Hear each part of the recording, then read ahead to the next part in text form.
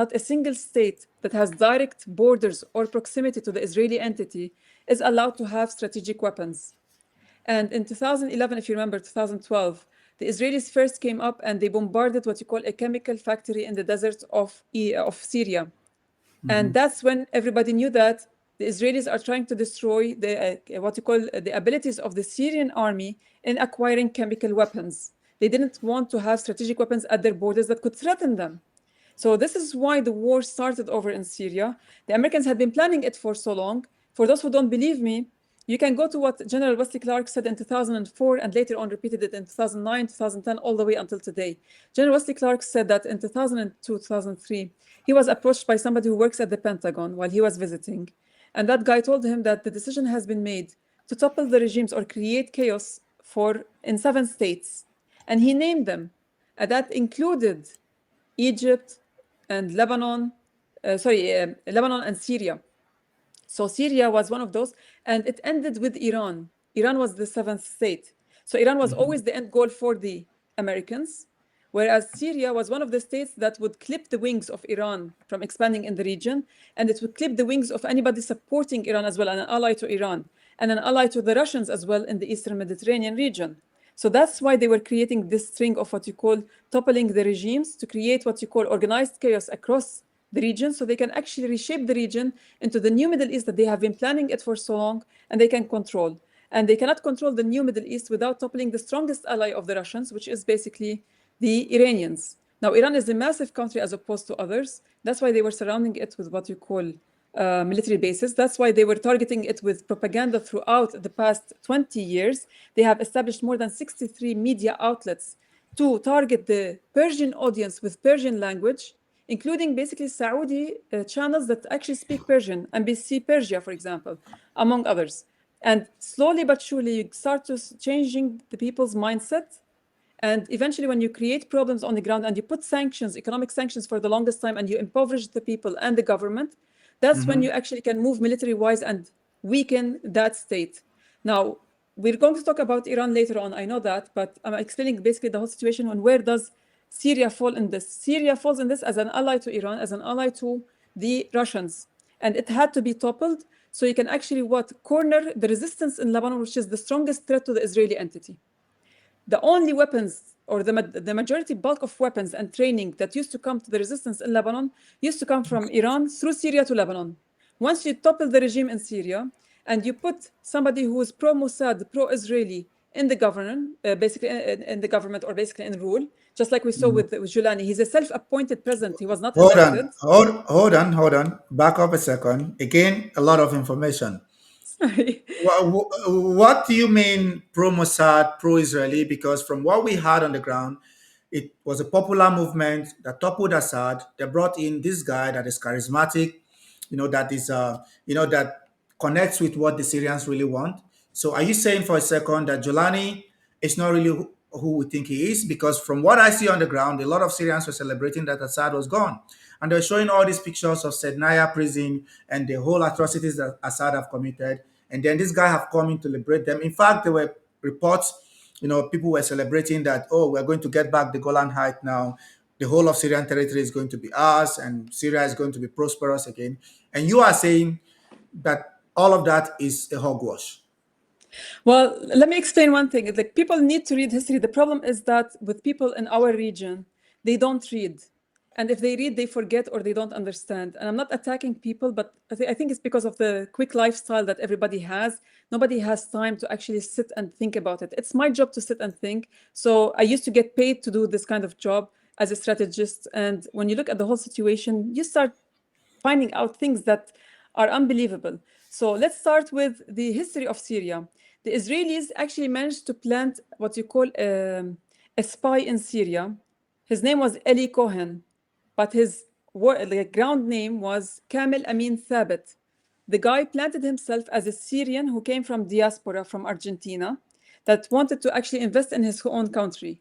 And Kamel Amin Thabit managed to convince all the Syrians and all Syrian officials with the right documentations that he had with him and his charismatic basically character and his basically ability to actually access all these circles, that to the extent that they were about to appoint him as the deputy defense minister in Syria.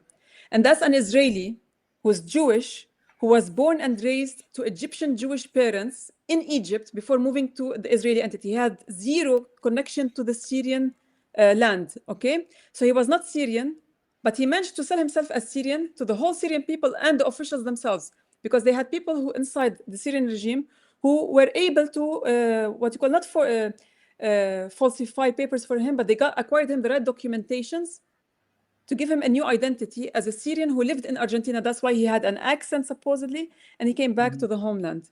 Now, Julani, when he came about to Syria, nobody knew about him. Okay? And there are lots of discrepancies in terms of what he spoke during the interviews. And we had people looking into the registrar in Saudi Arabia, in Syria, and in Iraq, looking for somebody called Ahmed Hussein al-Shara, and there was no existence for that guy. But of course, once you take over power, you get to falsify whatever papers you want, and you become legal as a president at any point. And he nationalized over 30,000 foreign fighters, including some of them Lebanese, by the way. So going back to Julani, Ahmed al-Julani, how did he come about to Syria? He was sent from Iraq supposedly to Syria to be the head of Al-Qaeda in collaboration with ISIS, right? Al-Qaeda is basically, we're talking about his group, it's called Jabhat al-Nusra fi Bilad al-Sham, al-Nusra Front in the Levant, which basically is Al-Qaeda's arm in the Levant, okay? That guy is a proscribed terrorist who not only killed Iraqis and Lebanese, but also Syrians. And now he's the president. And they're trying to whitewash his background. Now, does anybody mention his terrorist background? The US just scratched him from the terrorist list when they wanted. But what was the main reason for bringing him over? The first thing that he said before the last attack against the Assad regime, what did he say? He said, we're going to liberate Jerusalem. We're going to pray in Jerusalem. And the moment he took over power, what did he say? We have no power to fight the Israelis. Not a single bullet was fired by his people against the Israeli entity, who now controls more than 600 kilometers squared of South Syria, Southeast Syria, and parts of Southwest Syria, including the basin, the Al Yarmouk basin, which controls 30% of water that is needed by the Israeli entity for itself, because the Israeli entity and Palestine are basically what you call dry land. So when you look at the whole situation, they planted somebody to sign a peace agreement. And I remember December 2024, and I have it in a recorded space. I wrote, basically, I told my listeners on Twitter, and I said, we have credible information that Julani met with Israeli Mossad officials on this night, and they stayed for half an hour before they left back to the Israeli entity. And I was afraid that somebody would delete that space. So I wrote it in a tweet, and I said, what was the Israeli helicopter doing on the peripheries of Damascus for nearly half an hour, and who did it meet? So it's in writing. I have it in writing as well. December 2024, everybody made fun of us as MENA Uncensored team, and we don't work haphazardly. We have contacts on the ground. Then, January, February 2025, we wrote that Julani met again with the Israeli officials for a longer time discussing the Abraham Accord. February 2025, people also made fun and like, no, it's far-fetched. This guy is the Fatih, the conquistador. He's the lion of the Sunnah, blah, blah, blah, you know. They're trying to shush you, and they do smear campaigns against you, so you wouldn't tell people what's happening on the ground. February 2025, one of the MPs from the Israeli Knesset, from the Hasson family, he comes out and he says, we are meeting with Julani, like our officials have met with Julani. And everybody from the Muslim Brotherhood to the GCC states, so everybody's like, we don't see, we don't hear, we don't talk. Then again, Shibani met officially a month and a half ago with Julani in Paris, and this meeting was attended by Tom Barak, the US envoy to Syria and Lebanon, and he's also the US ambassador to Turkey. And they did it officially. And the next meeting that happened between Asad Shibani, who was the foreign affairs minister of Syria, and his Israeli counterpart in Paris happened 2 days ago. And they announced it on the Syrian National News Agency, SANA, Syrian Arab News Agency. It was officially announced. So Julani was put there on purpose for a reason, to actually sign an Abrahamic Accord with the Israelis, peace treaty, that allows the Israelis to annex all of Golan Heights, if not 3/4 of it, and that last quarter, this is what they're discussing, should it be under the Syrian control, but the Israelis lease it from them or not? We actually divulged all those points beforehand, like 3 months ago, that they're discussing what's going to happen to Julan and what were proposed on the table, because we had somebody inside in Paris who actually gave us the information. and it's in a recorded space as well. We spoke about how basically they are going to allow for investments, Israeli investments in Syria and vice versa. Companies that are owned by the Israelis who would take contracts inside Syria without any competition. And if you look at the whole situation, the Israelis look at Syria, most of it as part of Greater Israel, and they want to, they keep throwing information in the media that makes people think, look at one place, but things are happening in a different place. So like Yeah. the Zanzibar the corridor, if you remember, or David's corridor, David's path, right?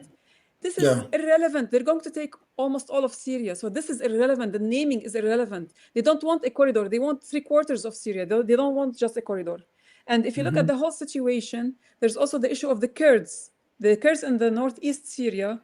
And basically, they want to unify with the Kurds in Iraq from Erbil and other places who are allies to the Israelis.